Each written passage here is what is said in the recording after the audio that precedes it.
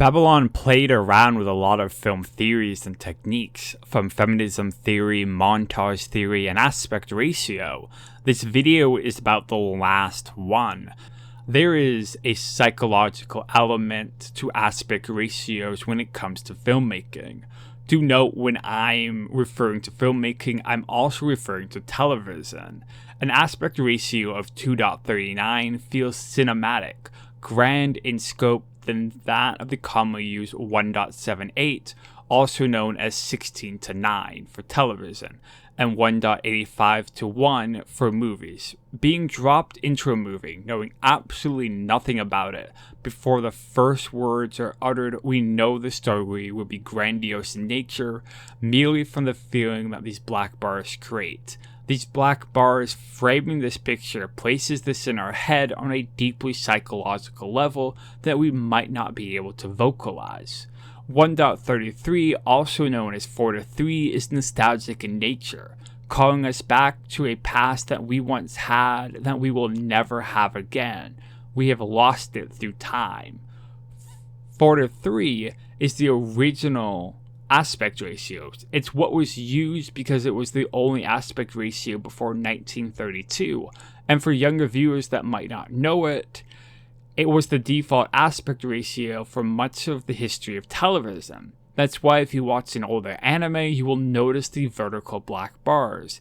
A good filmmaker will use aspect ratios to enhance the viewer's experience, a deliberate choice in order to convey the themes of the films. For example, Lord of the Rings was shot in 2.39, where The Waterboy was shot in 1.85:1. Switching the aspect ratio of either of these films, and they feel off.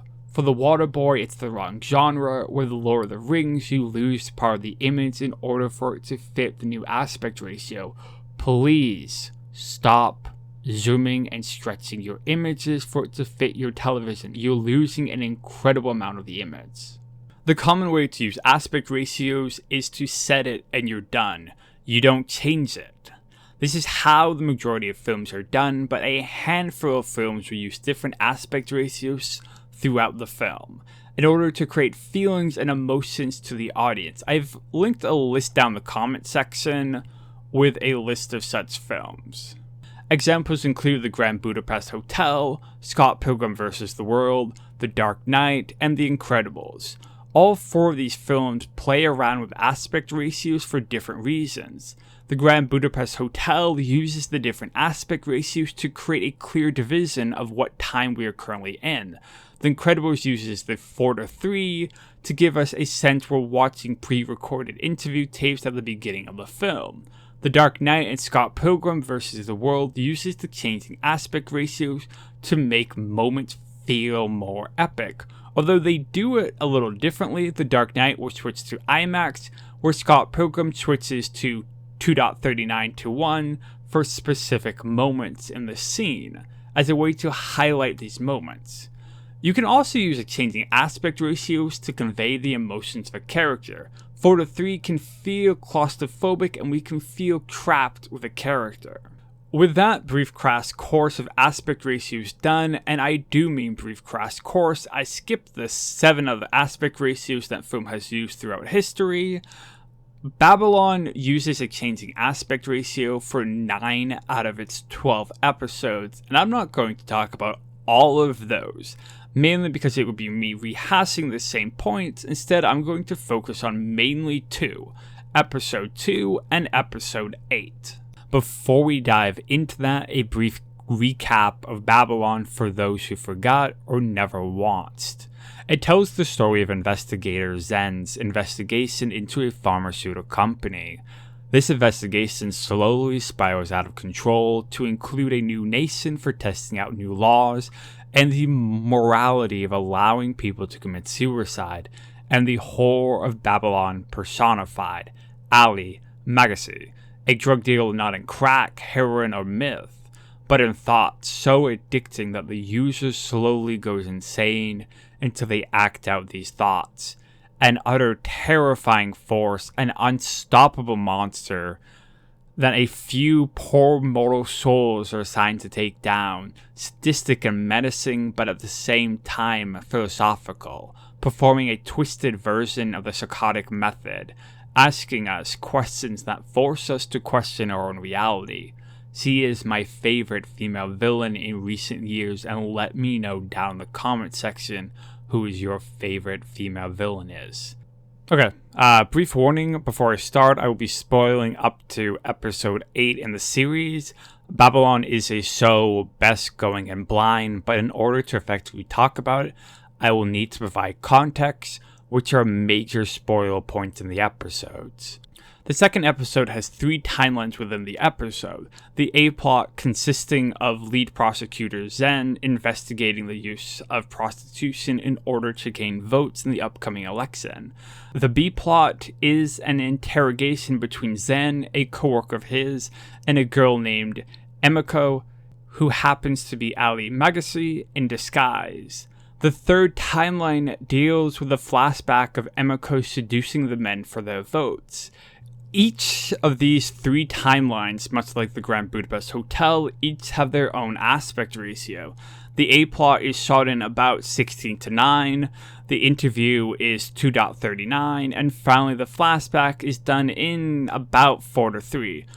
Do hold these numbers with a grain of salt. I could not find the exact aspect ratios, but these are guesstimates.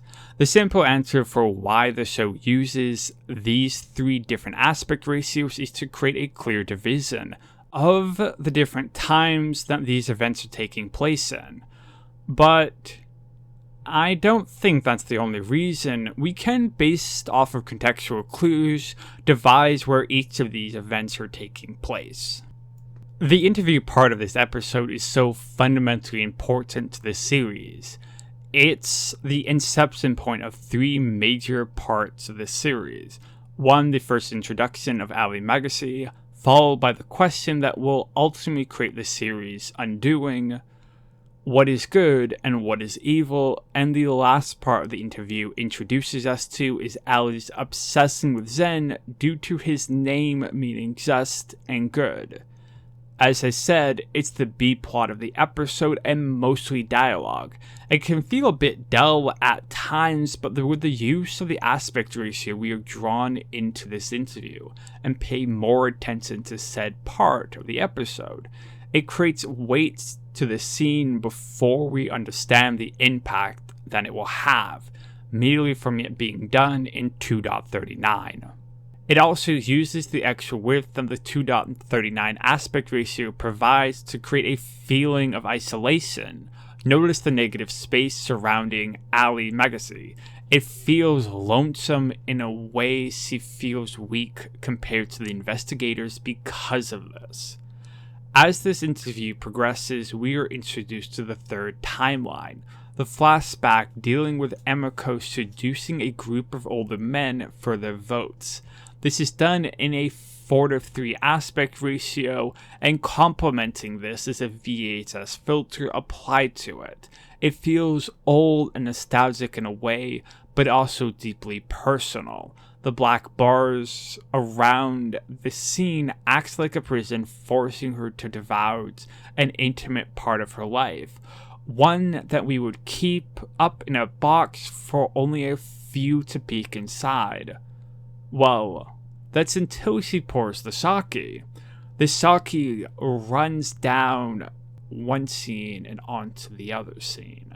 She's not trapped. This is a deliberate choice, a deliberate design, in order to get a response, to try to form a connection between her and Zen. For this little over 2-minute montage, her face never appears in the present day, only in flashbacks, ignoring the law of time itself and responding directly to Zen.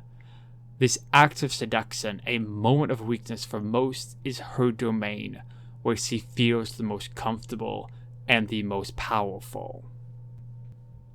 Most often when you change the aspect ratio, it's done on the cut, as it was done in episode 2. On a traditional film, this is due to the camera lens needing to be changed from an anamorphic lens, which stretches the image vertically, Then, when played back on a different anamorphic lens, it widens the image, making it feel less distorted.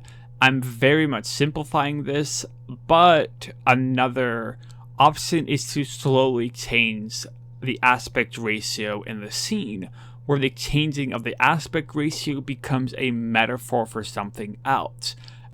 Episodes 3, 5, and 7 all feature flashbacks to the previous events in the series, done in a 2.39. As I already talked about before, this makes them feel more important, but there's another reason. This reduced image represents missing information. There is a crucial piece of information that we are missing, and that is why they committed suicide.